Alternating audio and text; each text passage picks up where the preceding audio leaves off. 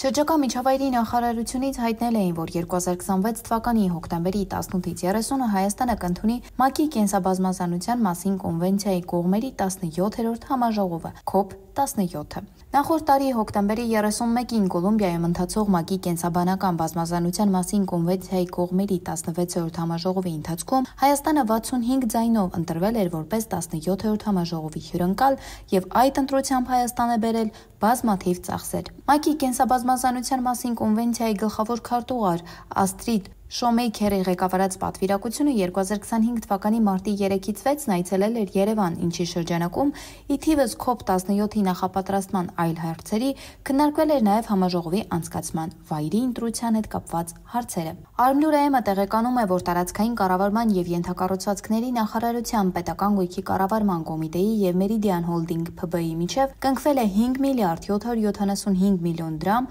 շուրջ 6 միլիարդ դրամ արժողությամբ պայմանագիր։ Համաձայն այս պայմանագրի գումարը կծախսվի Մերիդիան էքսպո կենտրոնում տարածքների վերանորոգման, կառուցման և բարեկարգման աշխատանքների վրա,